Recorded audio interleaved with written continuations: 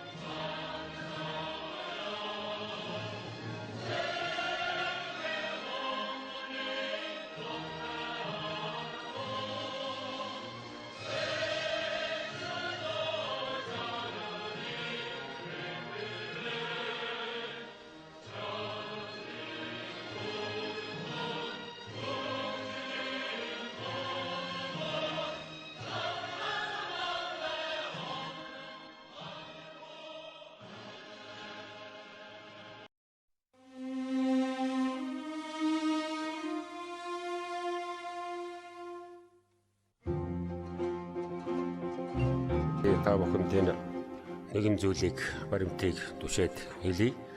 Энэ тухайн үед Эвлийн төв хорооны дарга байсан Дангаас сүрэн гэж үнэтэй улс төрийн төвчөөний гишүүн Сэдэн бол дамб дөгөрсөрөнд амьдан самбуугайнаар уулзсан байна. Олон хүнтэй уулзж ярилцсан л да нөгөөдөл гол одоо энэ байгууллагад удирдах ирсэн хүмүүс дуудаж ирж уулзсан байна.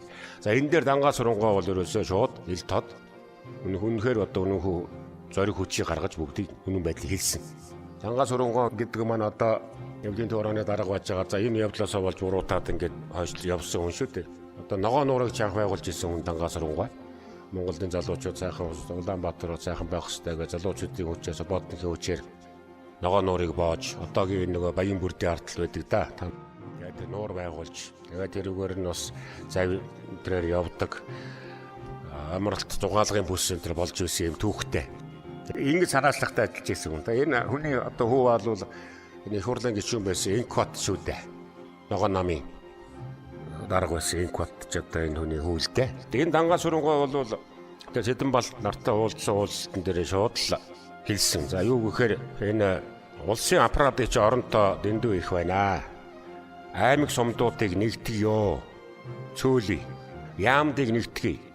Гол ажилтай хүмүүсийн одоо хөдөө ер нь явуулъя. Засгийн газар төв хорооны оронтой бүтэц маш их том байна. Их байна. Давхар үүрэгтэй яамдууд байна гэдэг. Одоо хүртэл одоо бид нар анхаарах асуудлууд ч үдтэй. Одоо хэрэгтэй хэрэггүй баахан яам байгуулчихсан. Батан буулгах шийдвүү, гавайлгаа даах хийсүү. Хин нэгэн хүнд одоо албан тушаал зориулж яам байгуулдаг энэ үйл явдал манай одоо ардчлалын одоо үед хүртэл байж шүү.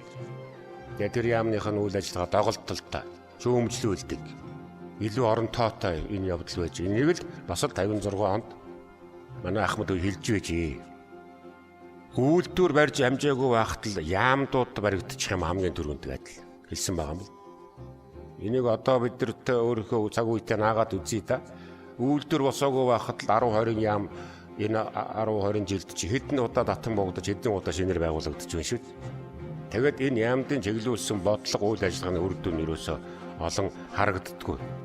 Тийм ч учраас энийг Дангаас сүрэнгоо энэ олон албан газар давхар хилцүүд байх нь мөнгөний хийх маш их үрж байна. Олон хүмүүс ажилгүй дэмий сууж чалчиж байна гэж сонин уншиж байна. Одоо бол компьютер тоглолт болсон баг тийм. Тэр үед одоо тэр дангаа сургуугаа шүүмжлэхэд залчигч нар олон боллоо. Ажил юу ч байхгүй байна. Ажил хариуцдаг хүмүүс муу байна гэж хэлж ирсэн баг. Дээр нь намын түүхийг их говьлж байна. Маш бэрх замаар явж ирсэн шүү дээ. Энийг бол одоо түүхэндээ тодорхой хэлье. Эх орны бахархал болсон үндэстний зүйлийг орхигдуулж байна. Ардын дуу хүртэл одоо хорж байна. Энэ бол том алдаа. Гэтэл манай Монголын ард түмэнд чинь үдэж харах юм асар их байна шүү дээ. Бид энийг одоо ингээ буруу хийгээд байна. Үндэснээ ингэж болохгүй. Манай одоогийн сонгуулийн систем буруу байна. Нэг хүний нэрийг урдчил гаргаад тэрийгэ сонгодгоо. Гэтэл сонгогдож байгаа хүн олон түмний дотроос доороос нь гарч ирж явах хэрэгтэй. Олон түмний саналд ороосоо байх хэрэгтэй байна. Гэх мэтээр шууд ингэ ярьж эхэлсэн баг. Энэ бол ганц дангаа сургуугаа чи биш ерөөсөө энэ олон хүний шүүмжилд бүгд ингэ тавигдаад гараад ирсэн баг. Би тэгэхээр дангаа сургуугаа хийсэн хөвгтөө оюулт болол ингэ базаа хамт хэлээд байгаа. Тэгэхээр дангаа сургуугаа бол өөрийнх нь эвдэн төв хараа хариуцсан ажил дээр хамт байгаад тэрийгэ Сэдэн балны өмнө, Самбуугаа өмнө энэ дамбын өмнө хэлээ зогсож байгаа нь энэ шүү.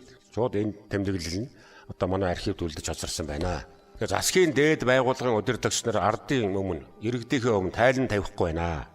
Энэ удирдах хүмүүс ажиллаа яаж хийж байгааг нь ерөөсөө мэддэхгүй байна. Энэ тайлангаа тавьж явах хэрэгтэй. Одоо үе цэгээднүүдийг ерөөсөө итгэхгүй байна. Ингэж хэлсэн байна.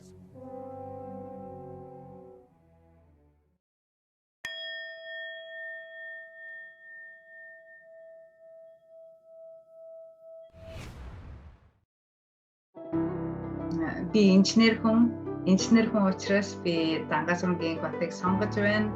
Ард түмэн маань мэдлэг оюун өргөн байх болтугай залуу үеэ дэмжээрэй.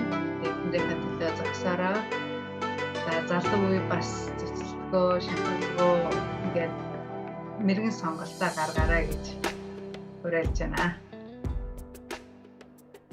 Дархан манай тусгаа харуулс даяар Монголын ариун голомт даалайхтэйсэн гигэн хүлэс дандаа ихчиж үрд мөнхжинөө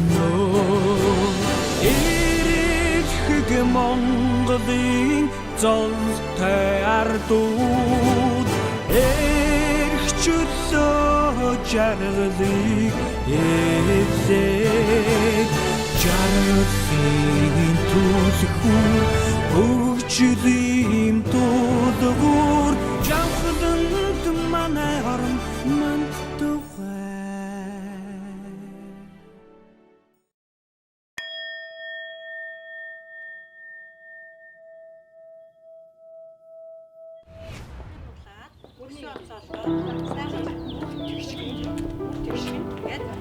хамгийн нэгдүгээр ерөөс чийж хөдлөхгүй гэж 1 2 3